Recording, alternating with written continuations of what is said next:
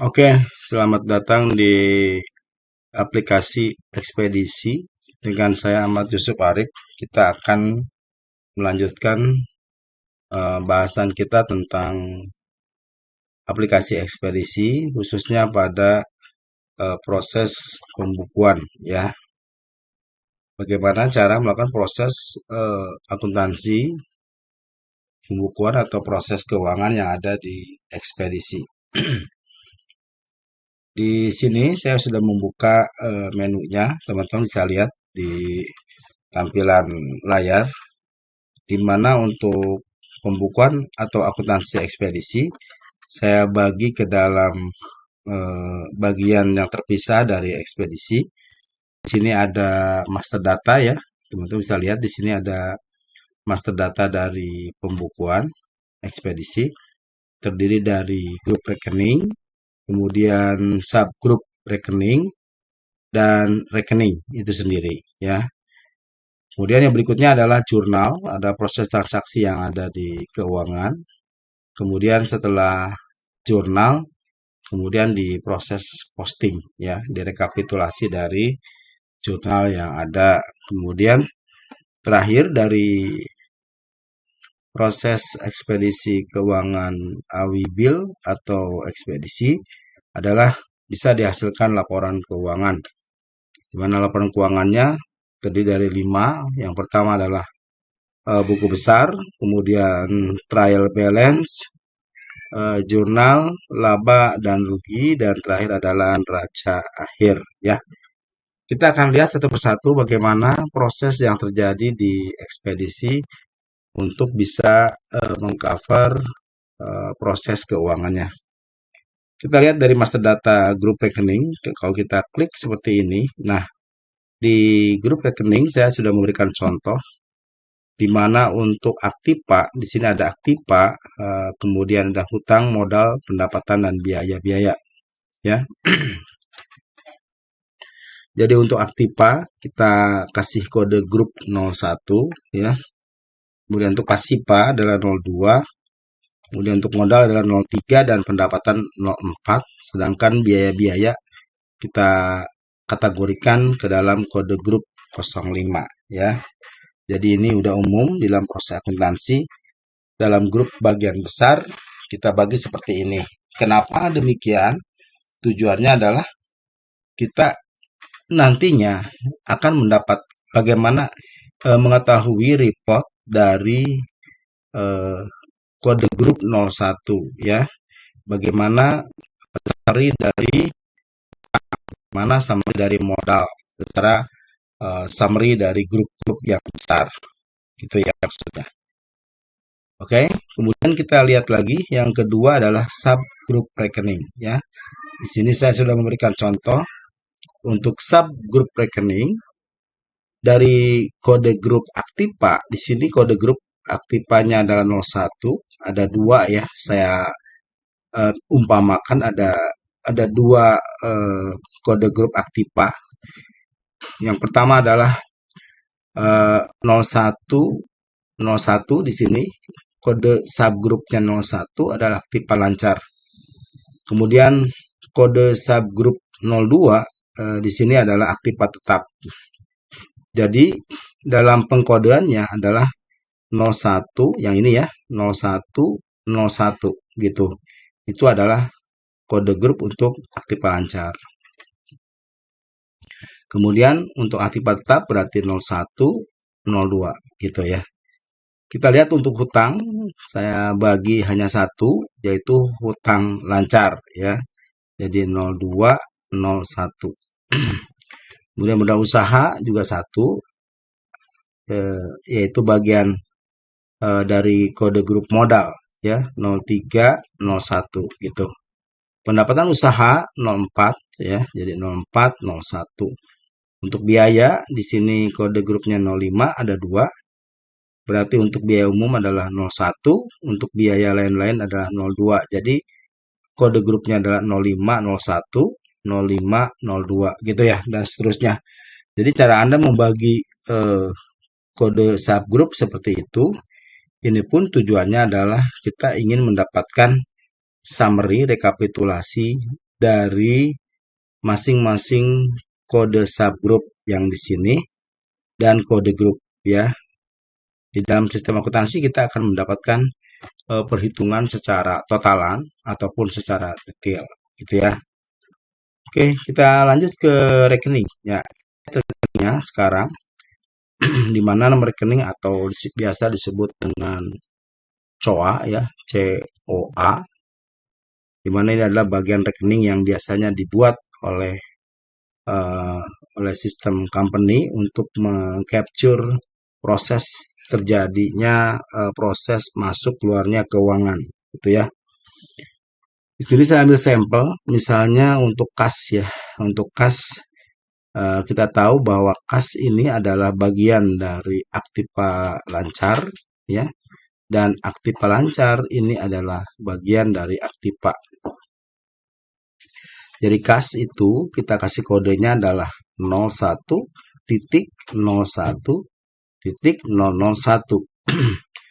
01.01 adalah aktiva dan aktiva lancar. Sedangkan kas itu sendiri mempunyai nomor urut 001. Jadi kalau teman-teman mempunyai nanti aktiva lancarnya banyak, bukan sekedar kas aja, itu bisa disediakan oleh sistem dengan 100 ya, 999. Saya kira cukup untuk mengcover aktiva lancar. Misalnya berikutnya lagi, kita masukkan bank ya, bank sebagai aktiva lancar, maka bank ini diurutkan sebagai 002. Bank BCA misalnya, Bank Mandiri 003, Bank BRI dan seterusnya. Sementara untuk biaya misalnya ini ya, biaya adalah kepala 5 adalah biaya dan sub biayanya adalah biaya umum, maka untuk nomor urutnya untuk biaya listrik dan PAM kita urutkan secara seri 001. Jadi 05.001.001 ya, seperti itu. Kalau misalnya saya ingin membuatkan akun biaya gaji misalnya ya, maka di sini ada beberapa menu yang disediakan. Teman-teman di sini bisa pilih tambah. Nah, seperti itu.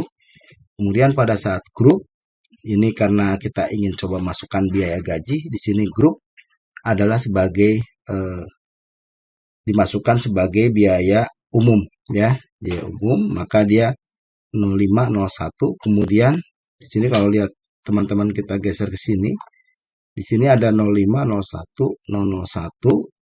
Berarti di sini berikutnya teman-teman masukkan 002 ya. Kemudian nama rekeningnya misalnya biaya gaji karyawan. Ya, ini aktif, kemudian simpan. Data sudah benar, yes ya, kita keluar. Maka tampilannya seperti itu ya. Dan ini akan secara berurutan. Jadi kalau teman-teman nanti misalnya saya masukkan lagi di sini ada aktiva lancar ya, di sini sampai nomor 7 kita masukkan aktiva lancar misalnya bank BNI misalnya ya, kita coba tambah. Nah, ini biaya umumnya diganti sebagai aktiva lancar bank 001. Nah, di sini ya urutannya udah menyesuaikan groupingnya 001.001.008 ya. Ini misalnya kita masukkan bank BNI Syariah misalnya gitu ya. Oke, ini aktif, kemudian simpan. Data sudah benar, yes. Teman-teman bisa lihat di sini dia akan mengurutkan secara numbering ada di aktiva lancar ya. Kemudian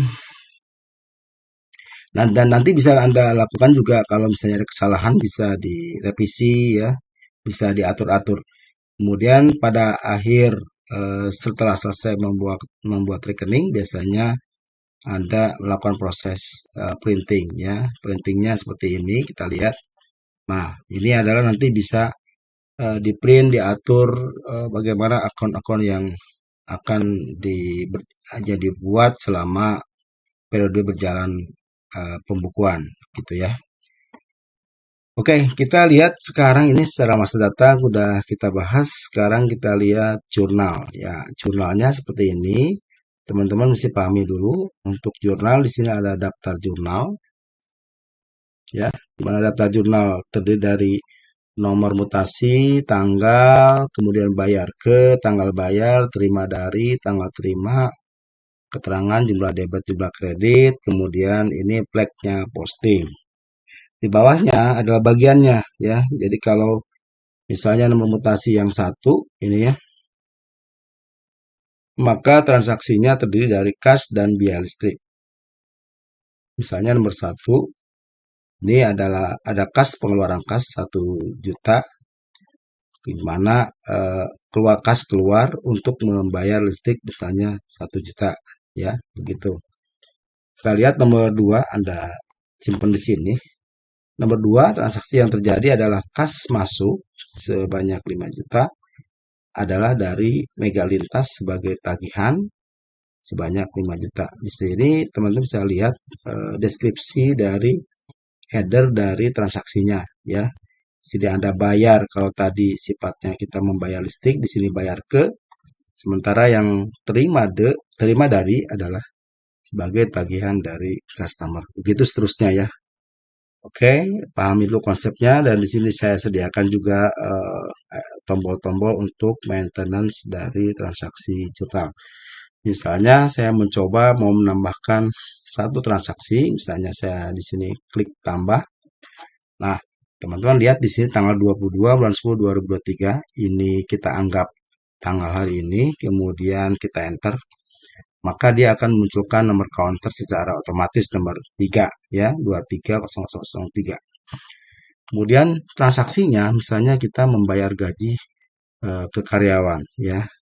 Bayar ke karyawan. Tanggal bayar misalnya tanggal 22 atau tanggal 23.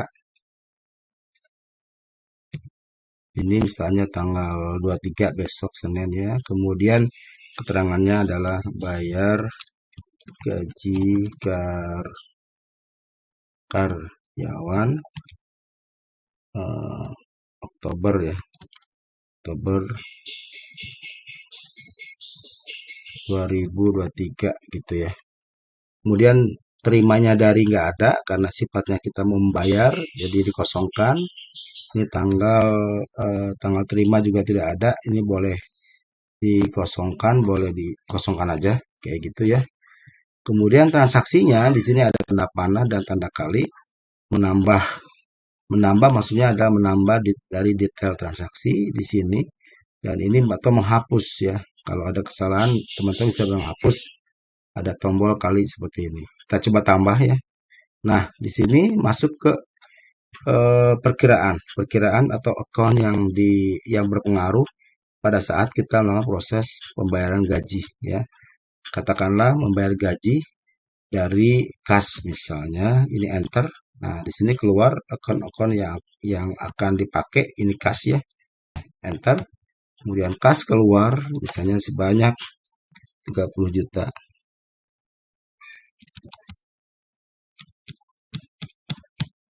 Ya, 30 juta. Kemudian sini di kredit ya. Kemudian lawannya adalah kita klik di sini tambah lagi, kemudian kita masukkan biaya gaji karyawan ya, seperti itu. Nilainya tentunya tidak boleh berbeda, harus sama ya, 30 juta. Tuh 2 3 4 5 6. Nah, sorry salah. 30 tuh 2 3 4 5 6. 30 juta. Jadi balance ya. Debit kreditnya adalah 30 juta. Teman-teman bisa lihat di sini kas ya, ada keterangan di bawah. Biaya gaji dan kas sudah selesai. Kemudian ini simpan ya. Apakah data sudah benar? Yes ya. Bisa lihat di sini di nomor 3 ya. Di 23 nomor 3 ini ada transaksi kas keluar kas untuk membayar gaji karyawan sebanyak 30 juta. Oke. Modelnya seperti itu, terus jadi debit kredit, bentuk akunnya nanti diatur supaya mencakup semua transaksi yang terjadi. Kemudian ini kalau kita melakukan proses print voucher ya, print voucher di sini print Anda arahkan tadi nomor, sorry kita cek dulu, sorry, print voucher. Oh ini belum ada ya, print vouchernya belum ada. Oke, sementara kita bypass dulu. Tunggu sebentar. Oke. Nah, untuk yang print voucher tadi kita lihat di sini ada posting nih, ada posting, kolom posting yang biru ini menunjukkan data sudah diposting. Sementara yang putih ini data belum diposting ya, belum diposting jurnal. Kita katakanlah kita mau ngeprint voucher dulu ya, yang ini posisi sudah diarahkan ke 230003. Kemudian ini ada voucher. Ini ada voucher sebentar. Ini ada voucher ya. Jadi arahkan ke nomor 3, kemudian print voucher ke layar. Nah, seperti ini ya tampilan dari print vouchernya. Oke. Oke, sudah kita lakukan proses print voucher. Kemudian yang berikutnya adalah kita posting ya. Jadi di sini ada menu posting ataupun unposting ya. Jadi data transaksi yang sudah kita input di dalam jurnal itu kita harus posting. Kenapa harus posting? Untuk mendapatkan laporan rekapitulasi dari laporan keuangan.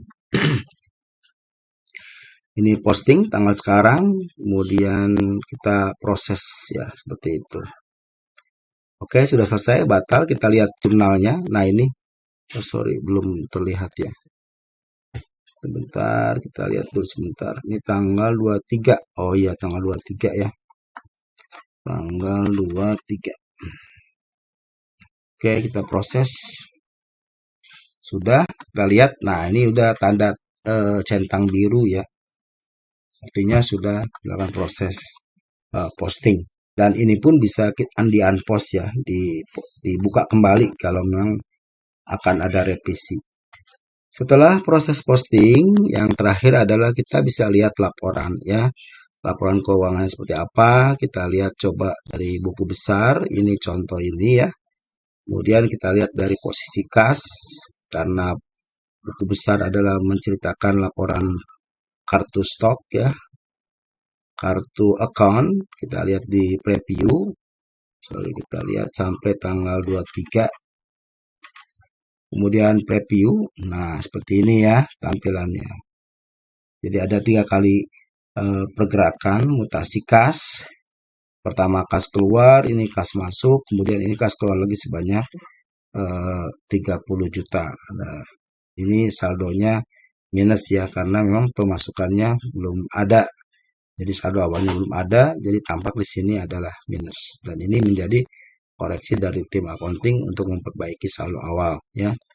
Kemudian kita lihat di trial balance, di sini trial balance-nya kita lihat tanggal 23 data yang baru. Nah, ini trial balance seperti ini ya. Kita lihat, nah ada kas, totalan kredit yang lebih besar di sini ya. Kemudian ada pemasukan, ada biaya gitu ya. Kita lihat lagi dan ini bisa di print ke printer atau ke Excel ya. Bisa disediakan juga di download ke Excel. Kita lihat jurnal ya, jurnalnya sampai tanggal 23 bisa kita print. Nah, seperti ini ya jurnalnya. Ada kredit, ada debit seperti ini. Oke, kemudian kita lihat lagi yang terakhir adalah laporan rugi labanya Oktober. Nah, seperti ini ya. Jadi teman-teman bisa replay lagi videonya untuk mencocokkan nilai-nilai dari nilai yang dimasukkan ya. Apakah sudah betul logik yang ada dari laporan-laporan keuangan seperti ini. Nah, ini yang terakhir adalah neraca akhir ya. Ada trial balance, income statement, kemudian balance sheet-nya. Oke, dan ini menjadi nanti saldo awal berikutnya untuk bulan berikutnya. Seterusnya begitu-begitu. Karena di sini tidak terjadi saldo awal sehingga menjadikan stoknya minus. Nanti teman-teman bisa memasukkan saldo awal untuk di akhir bulan supaya stok saldo akhirnya tidak minus gitu ya. Ini kita lihat sekali lagi sampai tanggal 23 tadi kita lihat minus. Ini karena menunjukkan kita tidak mempunyai saldo awal. Di sini saldo awal 5. Oke. Saya kira itu sekilas tentang bagaimana cara melakukan proses akuntansi yang ada di ekspedisi, dibuat sederhana mungkin, semudah mungkin agar teman-teman tidak rumit dalam penghitungan ya. Tinggal teman-teman nanti bermain di sini aja di akun-akun yang terlibat seperti kayak gini. Tinggal nanti juga bisa dikoreksi, bisa diposting, bisa di-unpost, sangat fleksibel sekali ya. Ini udah bisa posting nih. Kalau ini udah posting, ya, tentu saja ini nggak bisa diedit ya. Bagaimana cara melakukan bisa editing? Di sini ada posting. Jadi kita buka lagi ya. Misalnya saya buka tanggal 23 aja. Tanggal 23 proses. Oke, nah kita lihat jumlahnya di sini kosong lagi ya. Udah kosong lagi, di sini Anda bisa lakukan proses editing, penambahan, pengurangan dan seterusnya. Kemudian diposting ulang lagi, dilihat lagi efeknya di laporan. Gitu ya. Gampang sekali, ini mudah sekali untuk perusahaan yang middle ke bawah. Ini sangat sangat perlu sekali untuk perhitungan ya, daripada dilakukan proses secara manual apalagi dengan menggunakan Excel ya, akan rumit melakukan rekapitulasinya. Oke, saya kira itu dulu ya. Mungkin tambahnya ini ada company profile ya seperti ini. Kemudian ada user right ya, ini tambahan. Tambahan terakhir dari video ini adalah saya menceritakan bahwa di sini semuanya diatur di dalam otorisasi ya. Ada user right admin, hakim seperti ini. Di mana di admin sendiri nanti di sini aksesnya aksesnya bisa kita atur. Nah, aksesnya seperti ini ya. Bisa akses tambah, koreksi, hapus, cetak dan seterusnya. Ini sangat membantu sekali untuk pengaturan nanti grouping di perusahaan, mana aja yang boleh melakukan proses jurnal, mana yang boleh melakukan proses ekspedisi, kita bisa atur semua itu ya dengan cara user rights. Oke, saya kira sudah semua saya sampaikan. Nanti teman-teman yang memang ingin mencoba boleh ada versi demonya, silakan hubungi saya aja di WA. Untuk teman-teman yang ingin juga membuat aplikasi ekspedisi di perusahaannya masing-masing juga kita bisa diskusi, nanti kita carikan format, kita custom juga nanti bisa dimanfaatkan di perusahaan teman-teman agar tidak ada lagi proses input secara manual menggunakan Excel ya. Berusahalah untuk ke sistem karena eranya udah era digital, jadi kita mau tidak mau harus ikut juga supaya tidak ketinggalan di dalam era digitalisasi ini. Oke, saya kira itu dulu. Terima kasih atas perhatiannya. Mohon maaf bila ada penjelasan kata-kata yang keliru. Semata-mata itu adalah kesalahan saya. Mohon dimaafkan. Terima kasih atas perhatiannya. Sampai jumpa di setelah berikutnya. Saya Ahmad Yusuf Arif. Assalamualaikum warahmatullahi wabarakatuh.